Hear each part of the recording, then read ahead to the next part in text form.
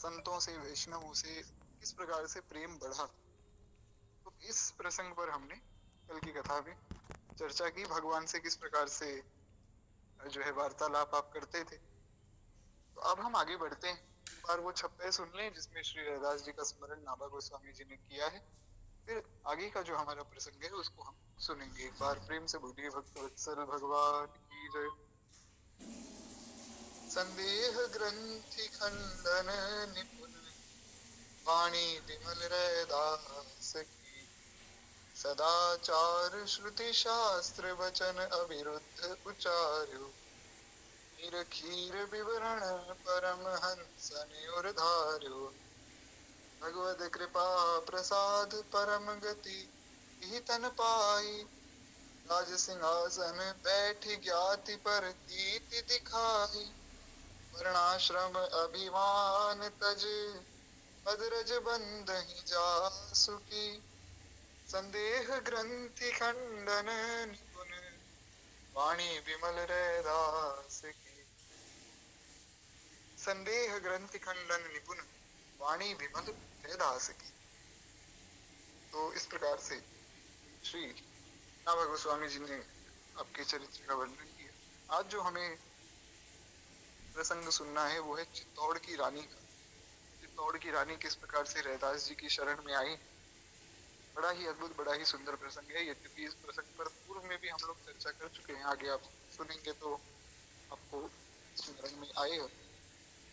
कहते हैं महाराज, चित्तौड़ नगर में झाली नाम की एक रानी रहती थी, और किसी गुरु से जो है उसने कानों में मंत्र नहीं लिया था।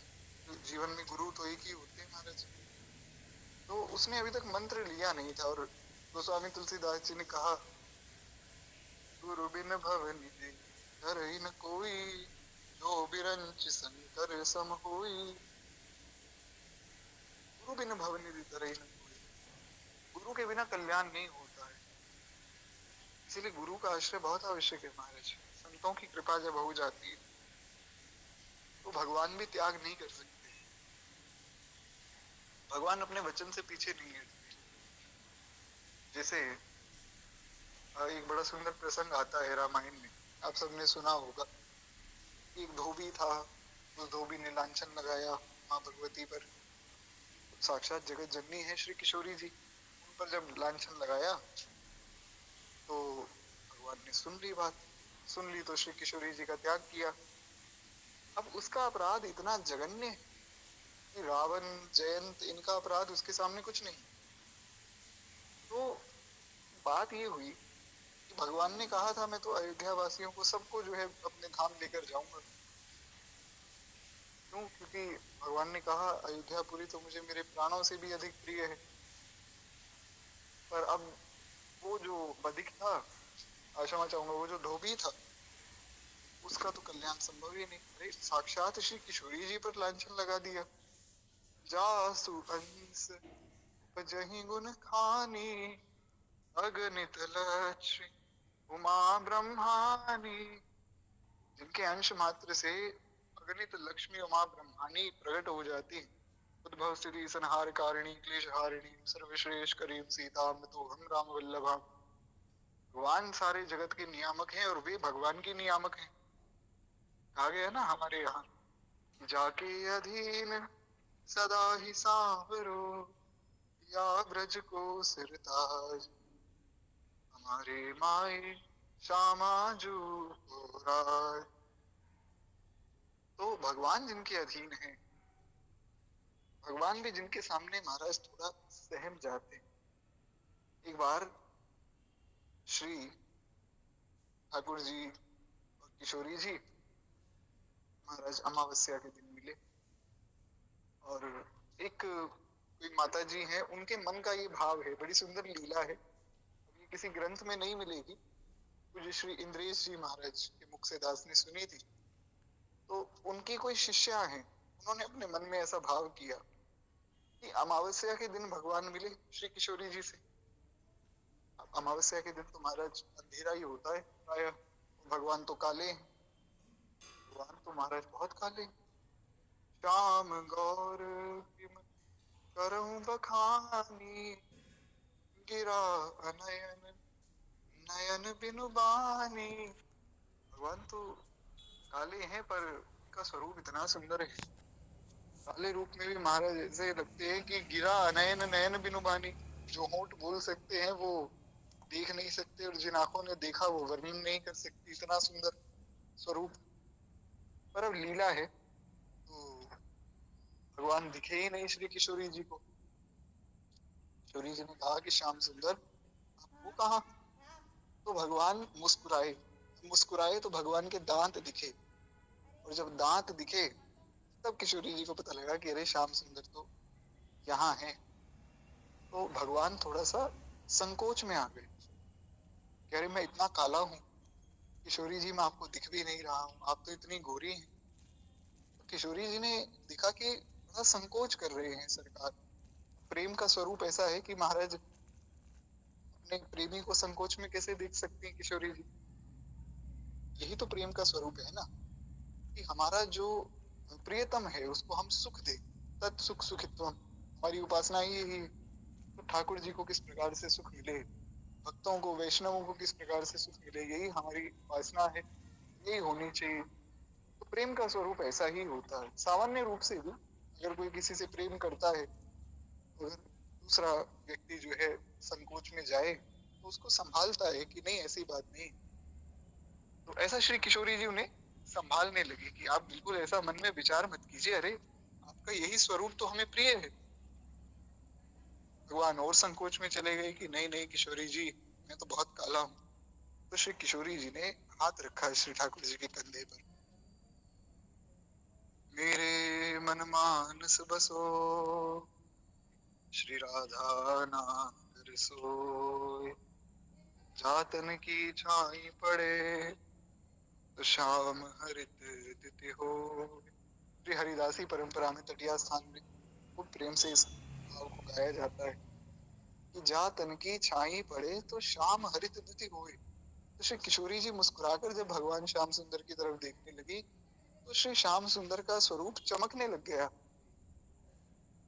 बड़ी सुंदर ये झांकी है। अब धन्य है वो माता जी जिनके ध्यान में झांकी आई, और धन्य है हम सब जो ऐसा सुंदर प्रसंग सुन पा रहे हैं। बाहर प्रेम से बोलिए भक्त वत्सल भगवान की जय। तो कहने का आशय ये कि श्री किशोरी जी तो भगवान की भी भगवान है। तो अब किशोरी जी का अपमान कर दिया तो उस धोबी को साकेत में प्रवेश नहीं मिला। भगवान हाथ पकड़ के ले जा रहे हैं और साकेत के दरवाजे बंद हो गए। तो भगवान ने कहा अरे मेरा धाम है, मैं बाहर खड़ा हूँ, दरवाजा खोलो। पर सबने कहा कि नहीं प्रभु, आपका धाम है, आप करुणा वरुणालय हैं, करुणा सिंधु हैं, वो सब बातें ठीक है, पर इसने श्री किशोरी जी का अपमान किया है, इसको धाम में तो प्रवेश नहीं मिलेगा। भगवान तो भगवान है महाराज। श्री गोस्वामी जी ने कहा कि मौसम दीन दीन हित तुम समान रघुवीर। अस विचार रघुवंश मणि हरहु विषम भव भीर। बड़ी आर्त भावना से गोस्वामी जी ने कहा कि प्रभु प्रभु मैं बहुत बड़ा पापी हूँ। हे नाथ मेरे पाप इतने अधिक है कि मेरे समान दूसरा दीन कोई होगा ही नहीं। पर बात यह है कि आपके समान कोई दीन बंधु नहीं। कहाँ जाऊं, किसकी शरण में जाऊं? हे प्रभु आपकी शरण छोड़कर मेरा निर्वाह ही नहीं। अब आप उस धोबी की स्थिति समझिए। वो धोबी पश्चाताप कर रहा है कि मैंने बहुत बड़ी भूल कर दी। मैं जानता हूं कि मुझसे बड़ा पापी कोई नहीं। रावण भी इतना बड़ा पापी नहीं था, जयंत भी इतना बड़ा पापी नहीं था जितना बड़ा पाप मैंने किया। मैंने श्री किशोरी जी पर लांछन लगाया। पर प्रभु मैं कहाँ जाऊं, अब मेरा निर्वाह कहाँ हुआ? अरे यमराज कहते हैं कि नरक में भी इसके लिए स्थान नहीं। यमराज ने कहा कि प्रभु दूसरा नरक बना दो, मैं अपने नरक में इसको नहीं रखूंगा। रोने लग गया वो धोबी। भगवान को करुणा जगी तो श्री भगवान ने कहा कि कोई बात नहीं, अगर साकेत के दरवाजे बंद हो गए तो मैं सत्य संकल्प हूँ, मैं इस धोबी के लिए दूसरा साकेत बना दूंगा, पर ये रहेगा मेरी शरण में। ऐसे जो भगवान हैं उनको छोड़कर अगर हम किसी और का भजन करें, किसी और का आश्रय लें, इतनी भारी भूल है महाराज, श्री गोस्वामी जी ने कहा, बस प्रभु छाड़ भजहि जेहि आना, ते नर पशु बिन पूछ पशाना। किसी और से आश्रय आशा लगा रहे हैं तो हमसे बड़ा ज्ञानी कोई नहीं। इतनी करुणा है भगवान के हृदय में। त्याग करना जानते ही नहीं भगवान, भगवान को त्याग करना आता ही नहीं। नहीं तो महाराज मुझ जैसा जो व्यक्ति है, गुरु दीक्षा भी हो गई और सब प्रकार से आश्रित हो गए, पर पाप तो दिन रात कर रहे हैं। तो इतना पाप करने के बाद भी भगवान ने छोड़ा नहीं, क्योंकि भगवान को त्याग करना आता ही कहाँ है महाराज। परम पूज्य परम श्रद्धेय दादा गुरुदेव श्री भक्तमाली जी महाराज के जीवन का एक प्रसंग, बड़ा सुंदर प्रसंग है। एक बार प्रेम से बोले भक्त वत्सल भगवान की जय। तो महाराज एक प्रसंग प्राप्त होता है। श्री भक्त माली बिहारी दास जी महाराज, आप सबों ने दर्शन भी किया होगा। पूज्य श्री प्रेमानंद बाबा के जन्म दिवस पर उन्होंने कथा भी की भक्तमाल जी की किली कुंज में। तो वे एक बार कुछ दादा गुरुदेव श्री भक्तमाली जी के पास आए दर्शन करने। अब दर्शन करने आए तो प्रणाम किया। महाराज जी लेटे हुए थे। प्रणाम किया तो उन्होंने पूछा कि महाराज जी आप कैसे हैं। महाराज जी ने कहा, भैया क्या बतावें, हमने जितने पाप किए हमें बहुत कठोर दंड मिलना चाहिए, इतना भारी दंड मिलना चाहिए कि जिसकी कोई सीमा ना हो। तो भगवान कितने करुणा वरुणाले, हल्का सा बुखार दे दिया, हल्का सा ज्वर दे दिया, उसमें ही सारा पाप हमारा भुगतान करवा रहे हैं। तो श्री भक्तमाली जी महाराज बताते हैं कि उस दिन हमने देखा कि इन्होंने भक्तमाल क्यों लिखी, इनको क्यों चुना गया भक्तमाल लिखने के लिए, क्योंकि इनका जीवन ही भक्तमाल है। ये है ही भक्तमाल, ये चलते फिरते भक्तमाल हैं। एक भक्त में जितने गुण होने चाहिए या हो सकते हैं, वो अगर एक जगह देखना हो तो श्री दादा गुरुदेव भक्तमाली जी महाराज को देखा जाए। कैसा कैसा धन्य है उनका। तो ऐसे भक्त और ऐसे भगवान, अब इनको छोड़कर महाराज कोई दूसरी जगह अगर जा रहा है तो अज्ञानी ही है। भगवान है नहीं है, इन बातों में जो उलझ के रह जाते हैं वो बहुत बड़ी निधि को खो रहे हैं। बहुत भारी कृपा है महाराज कि हमें कम से कम श्री ठाकुर जी और उनके भक्तों पर विश्वास तो है। ठीक है, आचरण बने ना बने तो भगवान अपने आप बना लेंगे, पर हम ठाकुर जी के हैं, इससे बड़ी बात क्या होगी। हम अनुभव नहीं कर पाते हैं। और ये बहुत भारी जीत है, बड़ा भारी दाव लग गया। इसलिए श्री मलुकदास जी ने कहा, राम कहो राम कहो राम कहो बावरे, अवसर ना चूक भूंदो पायो भलो दावरे, जिन तो को जन्म दीनो माँ को ना भजन कीनो, जन्म तो सिरानो जात लोहे कह सुतावरे, राम कहो राम कहो राम कहो बावरे, जिन तो को जन्म दीनो ताको ना भजन कीनो। अरे जिसने जन्म दिया उसका ही भजन नहीं कर रहा है। अरे अज्ञानी जीव, बड़ा भारी दाव लग गया। कलयुग में भगवान का नाम मिल गया, इसको जपो, बार बार ये अवसर नहीं मिलेगा। खैर एक बार प्रेम से बोलिए भक्त वत्सल भगवान की जय। तो हम लोग चर्चा कर रहे थे कि चित्तौड़ नगर में झाली नाम की एक रानी थी। उसने किसी से गुरु दीक्षा नहीं ली थी। वो काशी आई और श्री रैदास जी के सुयश को सुनकर एवं दर्शन मात्र से सदगुरु बुद्धि आने पर उनकी शिष्या हो गई। जिनसे हमारा संबंध है तो उनके विषय में सुनकर ही समझ आ जाएगा कि हाँ ये ही हमारे गुरुदेव हैं। ऐसा होता है। दास ने तो खूब अनुभव किया, खूब लोगों को सुना, खूब इधर उधर हाथ पैर मारे। यद्यपि समझ कुछ भी नहीं आया, बुद्धि तो अभी भी खाली है। पर जब महाराज जी को पहली बार सुना तो लगा कि इनको ही गुरु स्वरूप में जो है स्वीकार किया जाए। यद्यपि स्वीकार तो वे करने वाले हैं, हमारी इतनी सामर्थ्य कहाँ। फिर पता किया गया कि महाराज जी से दीक्षा कैसे होगी। तो मुझे तो खैर पता ही नहीं था दीक्षा क्या होती है, तो बहुत अज्ञानी जीव हूँ। पर इधर उधर हाथ पैर मारने के बाद समझ आया कि संभवतः महाराज जी से दीक्षा शायद नहीं होती होगी। पर फिर भी मन में दूसरा कोई आ ही नहीं रहा था। फिर महाराज जी ने स्वयं ही कृपा करके बुला भी लिया, दीक्षा भी दे दी। अब तो उन्हीं की शरण में, उन्हीं की गोद में पल रहे हैं। तो कहने का आशय ये कि जो हमारे हैं उनके प्रति स्वतः ही चित्त आकर्षित होगा। जैसे कोई कहे कि मैं तो अमुक देवता की उपासना करता था, अमुक देवता की उपासना करता था, पर घूम फिर के मैं श्री कृष्ण का उपासक बन गया हूँ, श्री राम का उपासक बन गया हूँ, मैं तो नारायण भगवान का उपासक बन गया हूँ। क्यों? क्योंकि वे हमारे हैं। भगवान ने कहा भगवत गीता में, अन्य देवता भक्ता यजन्ते शरध्यान्विता तेपि मामेव कौन्तेय यजन्ते अविधि पूर्वकम। भगवान ने कहा कि अर्जुन, जो अन्य देवताओं के भक्त हैं, यद्यपि श्रद्धावान है, ऐसा नहीं है कि बिना श्रद्धा के भक्ति कर रहे। जैसे कोई गणेश जी का भक्त है, बड़ी श्रद्धा है महाराज गणेश जी में, बहुत श्रद्धा है कि गणेश जी ही सब कुछ है। यजन्ते शरधान्विता तेपि मामेव कौन्तेय, वास्तव में वो मेरी ही भक्ति कर रहा है। तो जैसे नदियां समुद्र में जाके मिल जाती है, ऐसे ही सब देवताओं की भक्ति जो तुम कर रहे हो वो आराधना मुझ में ही आगे मिलेगी। पर यजन्ते विधि पूर्वक, पर वो फिर मेरी भक्ति विधि पूर्वक नहीं, विधि पूर्वक मेरी भक्ति करोगे तो सबकी भक्ति हो जाएगी। तो जो हमारे हैं स्वाभाविक हमारा चित्त उन्हीं की ओर लगेगा। ऐसा आप लोगों ने भी अनुभव किया होगा, जो आपके इष्ट हैं उनके प्रति स्वतः ही मन भागा होगा। तो ऐसा ही होता है। और उस रानी के मन में भी यही आया कि ये हमारे गुरु होंगे, इनको ही हम गुरु रूप में वरण करेंगे। वे सब लोगों की भीड़ को लेकर राजा के पास गए। हुआ क्या कि उसके साथ बहुत से ब्राह्मण थे।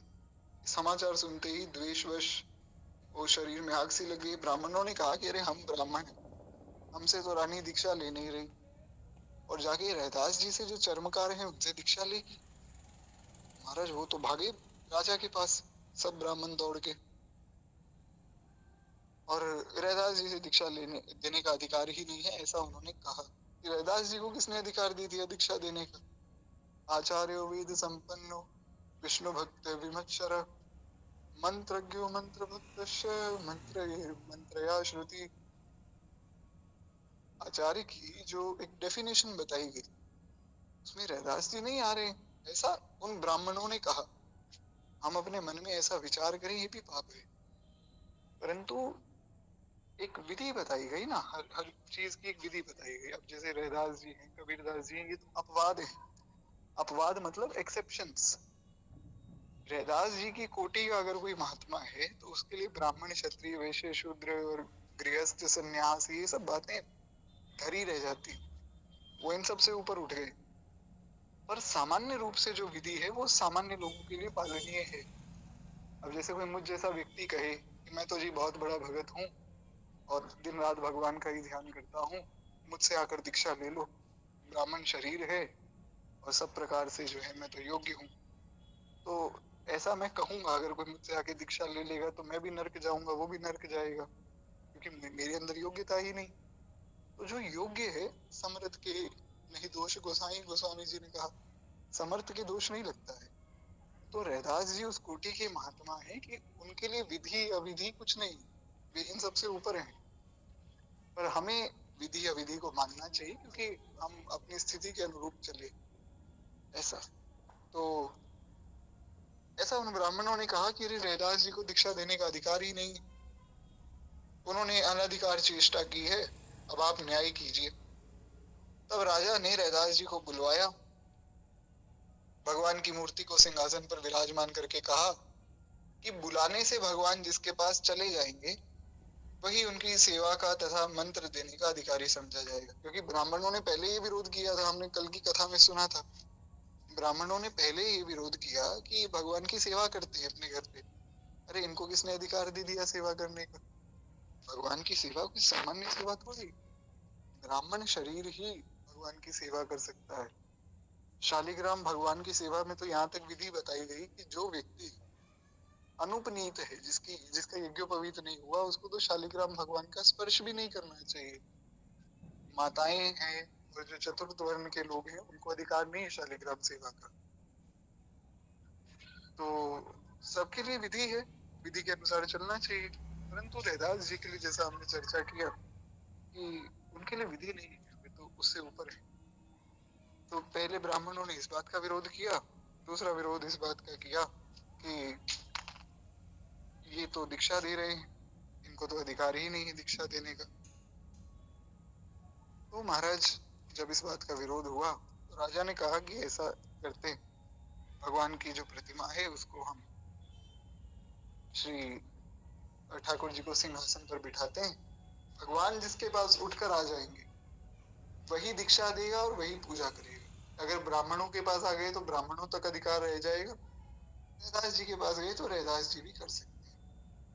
और महाराज ब्राह्मण तो ब्राह्मण है, उन्होंने तो अपना वेद पाठ शुरू किया। सहस्त्र शीर्षा पुरुषा सहस्त्राक्षा सहस्त्रपाद इत्यादि प्रकार से पूरा पुरुष सूक्त गाने लग गए, वेद पाठ करने लग गए, किंतु भगवान आए नहीं। तत्पश्चात श्री रैदास जी ने अपना पद गाया। एक बड़ा सुंदर पद है श्री रैदास जी का, उसमें रैदास जी ने कहा, पतित पावन नाम आज समर्थ कीजे। श्री रैदास जी कहते हैं, प्रभु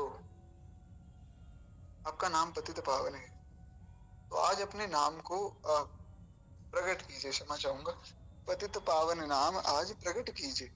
ये प्रभु आपका जो पतित पावन नाम है आज उसको आप प्रकट कीजिए, आज दिखाइए संसार को कि आपको पतित पावन क्यों कहा जाता है। तो बड़ा सुंदर ये भाव है, श्री रैदास जी ने खूब भाव से गाया। पूरा पद तो जो है दास को भी ध्यान में नहीं है, तो कभी श्री ठाकुर जी की कृपा से अगर मिलेगा ये पद तो मैं आपको सुनाऊंगा।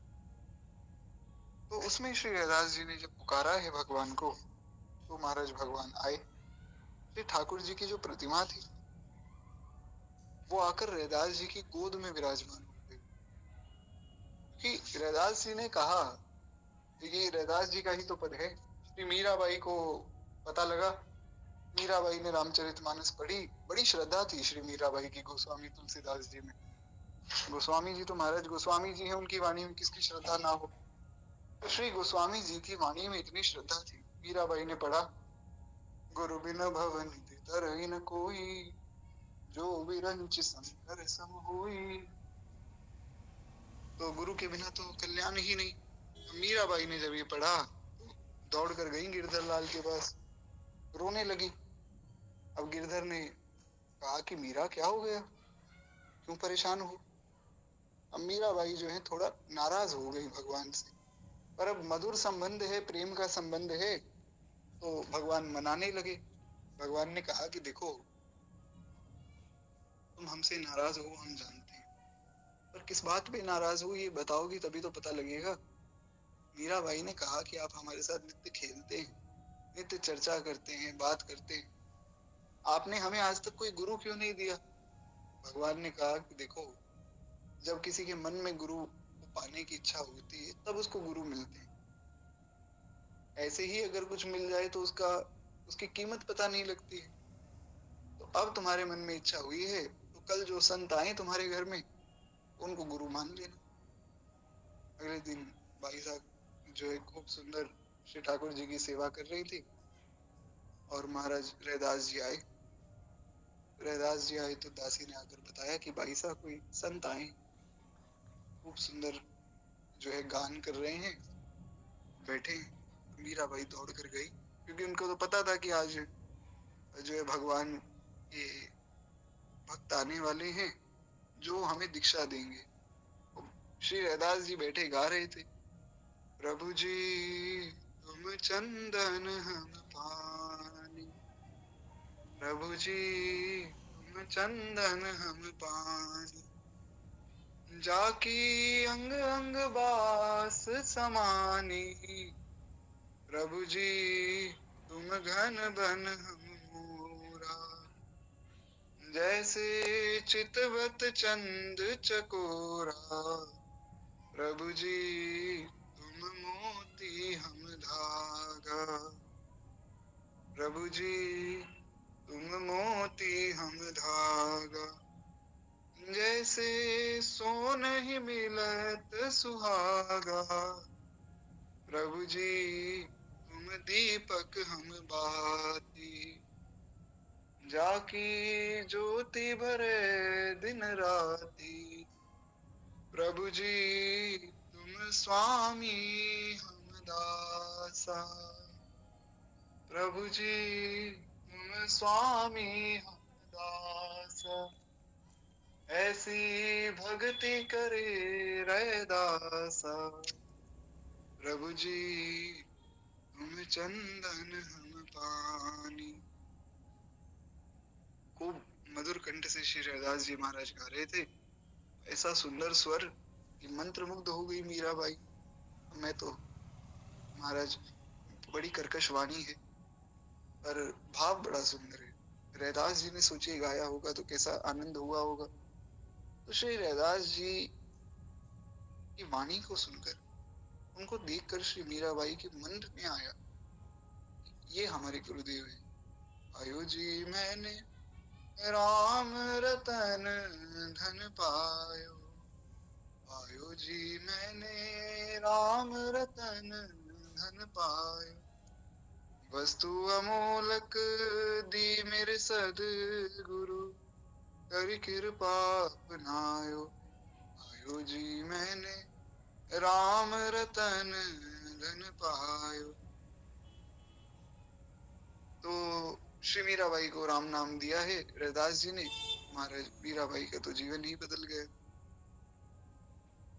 खर्चो ना खूटे या को चोर नहीं लूटे, खर्चो ना खूटे या को चोर नहीं लूटे, और दिन दिन बढ़त सवायो। आयो जी मैंने राम रतन धन पायो। परम धन भगवान का नाम है। क्यों? क्योंकि पहली बात तो अब धन कमाने के लिए भी धन चाहिए। सामान्य रूप से जो धन है तो कमाने के लिए पहले धन का व्यय करो। और कमा लिया, बहुत ज्यादा धन हो गया तो अब डर इस बात का है कि महाराज कोई चोर ना ले जाए। चोर भी नहीं लेके जा रहा तो डर इस बात का है। जिसके पास बहुत धन है, अब देखिए वो व्यक्ति हमेशा चिंतित रहेगा कि अरे हमारा धन जो है कहीं कम ना हो जाए, इसको किस प्रकार से बढ़ावे, किस प्रकार से और धन आए, अरे कहीं हमारा जो है धन गलत जगह उपयोग ना हो जाए। पर मीराबाई ने कहा ये सब हमारे धन के साथ ऐसा कुछ भी नहीं। क्यों?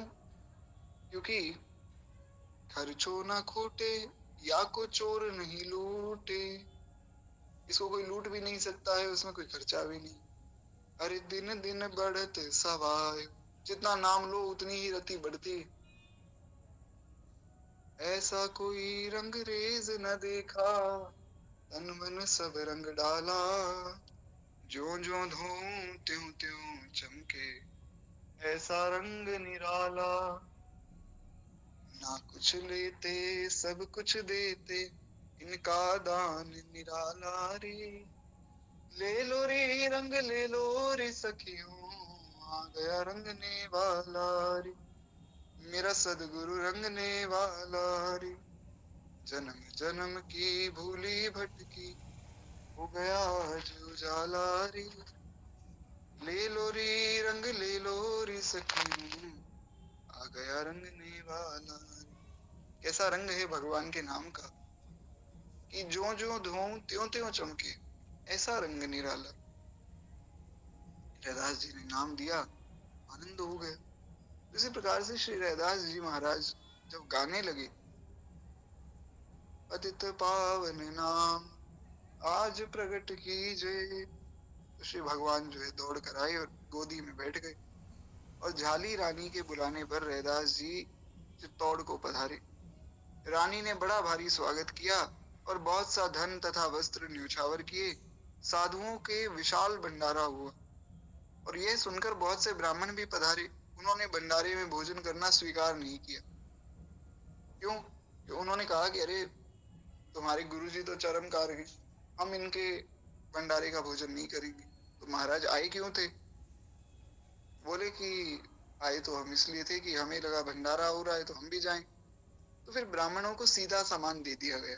ब्राह्मणों ने रसोई बनाई और जब भोजन करने के लिए बैठे तो उन्हें पंक्ति में दो दो ब्राह्मणों के बीच में एक एक रैदास बैठे दिखाई पड़े। भगवान की लीला के भगवान के भक्त का इतना बड़ा अपमान किया ब्राह्मणों ने, जान के पहले भंडारे में गए और वहां जाके बेइज्जती करने के लिए रैदास जी की जान के भोजन नहीं किया कि इनका अपमान होगा। तो अब क्या हुआ, ब्राह्मणों ने देखा कि दो ब्राह्मण जैसे बैठे, जैसे पंक्ति में सब लोग बैठते हैं ना, तो दो ब्राह्मण के बीच में एक रैदास बैठे। तो एक ब्राह्मण फिर रैदास जी, फिर ब्राह्मण फिर रैदास जी। तो ऐसा समझ में आ रहा था। अब महाराज उन्होंने देखा कि ये तो बड़ा आश्चर्य है। तब वे जो है दीन वाणी से अपने अपराध की क्षमा मांगने लगे और लाखों ब्राह्मण भी उनके शिष्य हो गए। लाखों ब्राह्मणों को शिष्य बना लिया महाराज। संदेह ग्रंथि खंडन निपुण वाणी विमल रैदास की। तो रैदास जी का तो बड़ा अद्भुत चरित्र है, बड़ा सुंदर चरित्र है श्री रैदास जी का। और गुरु ग्रंथ साहिब में भी जो है रैदास जी के पदों का वर्णन आया है। बड़े सुंदर सुंदर भाव श्री रैदास जी के गुरु ग्रंथ साहिब में भी आए हैं। रैदास जी की वाणी बड़ी अद्भुत है महाराज। तो शब्द कहा जाता है जो पंजाबी में जैसे हमारे यहाँ हम कहते हैं ना वाणी, किसी संत की वाणी, किसी संत का पद। तो पंजाबी में जो गुरु ग्रंथ साहिब में उन्हें शब्द कहा जाता है। कहर दास कहाँ कछु कीजे। श्री रैदास जी का एक पद है, बड़ा एक सुंदर भाव है। इसमें श्री रैदास जी महाराज वर्णन करते हैं कि अपने गुरुदेव की शरण को छोड़ के कहाँ जाऊं। तो उसमें श्री रैदास जी ने बताया, बिन रघुनाथ शरण काके लीजे, कह रैदास कहा कछु कीजे। बिन रघुनाथ शरण काके लीजे। अरे श्री राम जी को छोड़ के किसकी शरण में जाएं? कौन ऐसा है जिसकी शरण ग्रहण करने योग्य है? तो बहुत सुंदर सुंदर भाव है। एक पद है श्री रैदास जी का, उसमें उन्होंने कहा, जो तुम तोरो राम मैं नाही तोड़ू, तुम सो तोड़ कौन सो जोड़ू, जो तुम तोरो राम मैं नाही तोड़ू। श्री रैदास जी ने कहा कि प्रभु आप हैं, भगवान हैं, आपकी इच्छा हो तो हमसे संबंध तोड़ दीजिए। आपको कौन रोक सकता है, परम स्वतंत्र न सिर पर कोई। पर तुम सो तोड़ कौन सो जोड़ू, मैं अगर तोड़ दूंगा आपसे तो प्रभु मैं कहाँ जाऊंगा, आपको छोड़कर मेरा है ही कौन। तीरथ बरत न करो अदेसा, तुम्हारे चरण कमल का भरोसा। बड़ा सुंदर भाव है। श्री रैदास जी कहते हैं कि ना तीर्थ जानता हूँ, ना कोई धर्म जानता हूँ, ना व्रत करना आता है, बस आपके चरणों का भरोसा है। मैं जहां जहां जाऊं तुम्हारी पूजा, तुम सा देव और नहीं दूजा। मैं अपनी मन हरि सो जोर्यो, हरि सो जोर सबन सो तोड़्यो। सब परिहरि अब तुम्हारी ही आशा, मन क्रम वचन कहे रैदासा। जो तुम तोरो राम, मैं नाही तोड़ूं, तुम सो तोड़ कौन सो जोड़ूं। बड़ा सुंदर भाव है। फिर एक बार प्रेम से बोलिए श्री रैदास जी महाराज की जय। तो बहुत से भाव हैं अब रैदास जी के, तो जितने भावों को कहा जाए उतना ही कम है महाराज। खूब सुंदर सुंदर पद श्री रैदास जी ने अपनी वाणी में लिखे, और जीव जगत का, साधक जगत का तो खूब कल्याण श्री रैदास जी की वाणी ने किया ही है। जाकी छूत जगत को लागी, वापे तू ही ढरे, तू ढरे नीच ऊंच करे मेरो गोविंद, काहू ते ना डरे, ना डरे ऐसी लाज तुद बिन कौन करे, कौन करे ऐसी लाज तुद बिन कौन करे। गरीब निवाज गुसैया मेरो। श्री रैदास जी ने कहा कि जो नीचों ऊंच करे मेरो गोविंद, काहू ते न डरे। भगवान नीचे को भी ऊंचा बनाते। अब देखिए श्री रैदास जी ने कहा कि जाकी छूत जगत को लागी, सारा संसार जिसको अछूत कह रहा है, वहां पे तू ही डरे। हे प्रभु, उस अछूत को भी आपने ही स्वीकार किया, दूसरा तो कोई था नहीं जो मुझे स्वीकार करे। और नीचों ऊंच करे मेरो गोविंद, मुझे तो संसार सबसे नीचा मान रहा था, पर आपने मुझे ऊंचा किया, आपने मेरी लाज रखी और इतना ऊंचा कर दिया कि जो बड़े बड़े ब्राह्मण खुद को सर्वश्रेष्ठ मान रहे थे, वे भी मेरे चरणों में आज बैठे। तो भगवान की भक्ति में बड़ा बल है महाराज। हमारे पूज्य दादा गुरुदेव श्री भक्तमाली जी महाराज कहा करते थे कि वे हारे हरि को जाएंगे। श्री सूरदास जी ने भी यही कहा, सुनेरी मैंने निर्बल के बलराम, सुनेरी मैंने निर्बल के बलराम, पिछली साख भरूं संतन की, अड़े संवारे काम। अपबल तप बल और बाहुबल, चौथा है बलिदान। सूर किशोर कृपाते सब बल, हारे को हरि नाम। सुनेरी मैंने निर्बल के बलराम, हारे को हरि नाम। तो वे हारे हरि को जाएंगे। मुझे दादा गुरुदेव भगवान कहा करते थे, अगर हम हार भी गए तो भी हमारी जीत है महाराज, क्योंकि यह दरबार दीन को आदर, रीति सदा चली आई। भगवान के दरबार में तो आदर ही दीन का है। इसलिए पूज्य श्री गुरुदेव भगवान कहते हैं, हारा तो हरिजन भला, जीतन दे संसार। हारा हरिपुर जाएगा और जीता यम के द्वार। मुझे महाराज जी वाणी, हारा तो हरिजन भला। अरे हार कर अगर भगवान के जन बनते हो तो बहुत भला है भैया।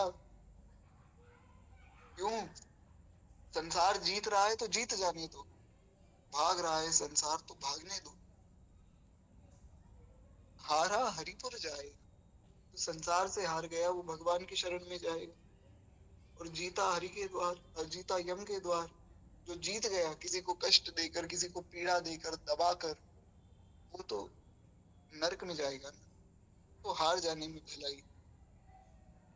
तो खैर श्री रैदास जी महाराज का जीवन भी कुछ ऐसा ही समझ में आता है। पतित पावन नाम आज प्रकट कीजिए, इस प्रकार से कहकर, और सब ब्राह्मण जो है फिर महाराज पधारे हैं। और ब्राह्मणों ने क्षमा मांगी, शरण में आ गए सब ब्राह्मण। रैदास जी ने अपने शरीर की त्वचा को चीर कर सोने का यज्ञोपवीत दिखाया। रैदास जी ने कहा कि अगर तुम मुझे सामान्य चरमकार समझ रहे हो ना, तो बहुत भारी भूल कर रहे हो। मैं ब्राह्मण हूँ और विशुद्ध ब्राह्मण हूँ। बोले क्या प्रमाण है? तो अपने शरीर को चीर दिया, चीर कर दिखाया। सोने की जनेऊ पहनी हुई थी उन्होंने, और इसमें जो है सबको विश्वास हुआ कि कोई दिव्य पुरुष है, सामान्य पुरुष नहीं। ये विधि अविधि ये सब सामान्य लोगों के लिए है, इनके लिए नहीं है। और इसका ये मतलब नहीं कि हम खुद को रैदास जी के, कबीरदास जी के समान समझ लें। रानी झाली की रैदास जी के शिष्य बनने की घटना का वर्णन प्रियादास जी ने अपने कवित्व में भी किया। उस कवित्व को सुन के हम जो है वाणी को विश्राम देंगे। कल से श्री कबीरदास जी का चरित्र शुरू होगा। बड़ा दिव्य चरित्र है श्री कबीरदास जी का। कबीर का निराखी नहीं, वर्णाश्रम शठ दर्शनी। बड़ा अद्भुत चरित्र है कबीरदास जी का। इस पर हम चर्चा करेंगे। कबीरदास जी के विषय में बहुत सी भ्रांतियां भी समाज में फैलाई जा रही, तो हम कल उन पर चर्चा करेंगे। 2 मिनट प्रेम से श्री प्रियादास जी की वाणी को सुनकर भक्तिमाल जी की आरती करें, फिर वाणी को विश्राम देंगे। किसी का कोई प्रश्न हो तो आप लिख सकते हैं। बसत चितौड़ मांझ रानी एक झाली नाम, नाम बिन काम खाली अन शिष्य भई है। संग हुते विप्र सुनी क्षिप्र तन आगे लगी, भागीमती नृप आगे भीर सब गई है। वैसे ही सिंहासन पे आन के विराजे प्रभु, बड़े वेद बानी पे न आए यह नहीं है। पतित पावन नाम कीजिए प्रगट आज, गायो पद गोद आई बैठे भक्ति लई है। गई घर झाली पुनी बोली के पठाए अहो, जैसे प्रतिपाली अब तैसे प्रतिपारी। आप हूँ पधारे बहु धन पटवारी, विप्र सुनी पाँव धारे सीधे निवारी। करी के रसोई द्विज भोजन करण बैठे, द्वै द्वै मधिया को रे दास को निहारी। देखी भई आंखें दीन भाष्य सिखली लाखे भय, स्वर्ण को जनेऊ काढ़ो त्वचा की न्यारी। इस प्रकार से श्री रैदास जी का चरित्र यहाँ पूर्ण होता है। एक बार प्रेम से बोलिए श्री रैदास जी महाराज की जय। भक्तवत्सल भगवान की जय। बाल कृष्ण लाल की जय। उमापति महादेव की जय।